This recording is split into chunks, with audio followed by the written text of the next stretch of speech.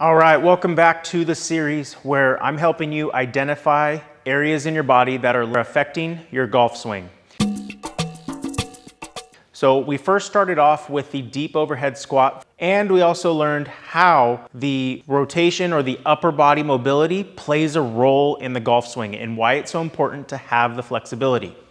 So now that you've understood how to assess the upper body, now we need to move on to the lower body, the hips, knees, and ankles. However, with this video here, we're gonna focus on the ankle portion, because when it comes to the lower body and the deep overhead squat, we have to work our way from the feet up because it'll help eliminate big problem and common areas that are limiting the deep squat. So let's refresh. I wanted you to record yourself from hip height directly at you and from the side. You're gonna use those same videos that you recorded. If not, go ahead and record so that you can have a video reference that you can see if you are having these issues or not. So with the deep overhead squat, we need to look at the ankles because they are a common problem for a lot of people into why they can't get depth in their squat. So when you're looking at the video of your deep overhead squat, we're gonna look at the ankles and the shins. Are you getting your shins relatively parallel with your trunk? And are your hips going below the height of your knee? If you're not able to perform the squat correctly and you can't get the shins parallel, the trunk parallel, and your hips below your knees, then we need to assess your ankle to see if it's a problem. Because if it is, it's gonna stem and show itself all the way up, mimicking something with either a hip limitation or a knee limitation. So when it comes down to the ankle motion, there's an accommodation pattern that we can perform to truly see if the ankle is really limiting you. And what it requires is you to have like a book or something about 1 to 2 inches of height. It could be more. Relatively, it's designed to lift your heel up, which would relatively take the ankle portion out of the squat and see if you're really having that limitation. So let me show you how to do that. Basically what I'm using is an AirX pad. It's about 2 inches thick, and I'm gonna place that under my heels to see if my ankles are really a limitation in my deep overhead squat. Check it out. I'm gonna put the block underneath my heels so that it lifts my heels up. So what I'm using is an iron. It's a 5-iron, and I'm just gonna place it on my head so that we can try to perform the same deep squat in the correct position, but see if we take the ankles out, does my deep overhead squat improve? So as I squat down, you'll see that my squat significantly improves. I have my hips lower than my knees, my shins are parallel with my trunk, and I'm able to get into that deep position with my hands over my footbed. So simply, my ankles are definitely limiting my squat. So are they limiting yours?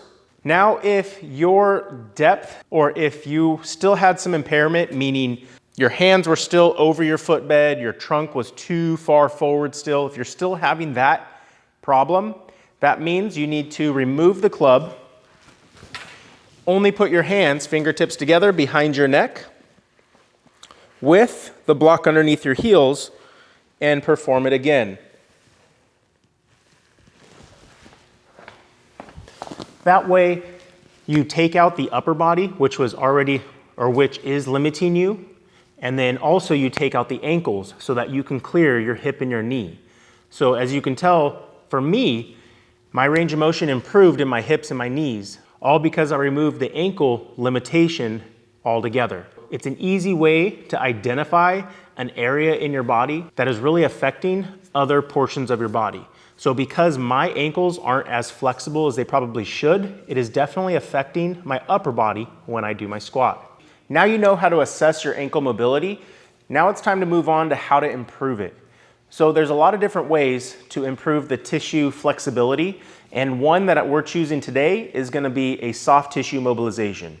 There's a lot of different things you can use, such as a rolling pin, a foam roller, lacrosse ball, your own hands, fingers, and knuckles and all that. But the idea is to apply pressure to the muscle to change either the sensitivity of it or even just improve that short-term flexibility. So I'm gonna show you how to use the rolling pin first. So all you need to do is just place one leg up on a chair, on a bench, or anything like that. Take your rolling pin, you're gonna start from the top and you're gonna work your way down towards the heel because that muscle goes from the back of the knee all the way down to the heel. So you're gonna search and just target any of those areas that are tender, that are sensitive, because those areas could be the ones that are limiting you from having full ankle motion. And you're just gonna search your entire calf muscle, applying pressure. It should be to your tolerance, but you wanna apply that pressure and improve that flexibility. So just break down that tissue tension. It's gonna be a little tender in some areas. If not, that's okay, just break it down. You definitely wanna target on the lower portion of your calf. I mean, you gotta do all of it, but there's another muscle called your soleus, which is part of your calf, which is down here on the lower portion. You're gonna wanna definitely target that one as well. As far as duration with the roller, I'd say about a minute, up to 5 minutes. It's to your tolerance, honestly. But listen to your body. You don't wanna do it so aggressively that you're having a hard time walking or you feel a lingering discomfort. Start off easy, build up your tolerance from there. Another way that you can help improve that tissue is simply by using your hands.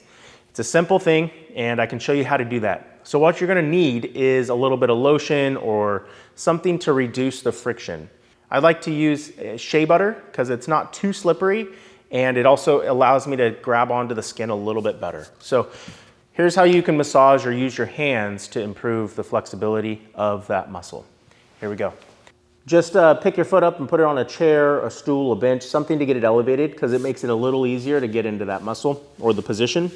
So what you're gonna target is literally your entire calf muscle. So from this position, just take your thumbs and you're gonna come right behind it like this. You're gonna push your thumbs into the muscle and slide down. And you're just gonna work your way all in that muscle. From the inside portion, the outside portion, all of it. And you're gonna work all the way down the inside portion with your thumbs and then the outside portion with your thumbs. You're just gonna work all through that muscle. With soft tissue mobilization and massage, I usually recommend starting off light, starting off with a light to medium pressure, build up your tolerance from there, and then also the duration of about 1 minute to 2 minutes and build up from there. It really comes down to your body's tolerance and how you're responding to the pressure and the soft tissue changes. Now that you've gone over the soft tissue mobilization portion, go ahead and retest. Did it improve? Did you get further? Are you close? Are you there? Where are you? If you're still not there, stay consistent with this soft tissue mobilization, and then the next thing to do to help maintain the flexibility from your soft tissue is to start stretching on a consistent basis.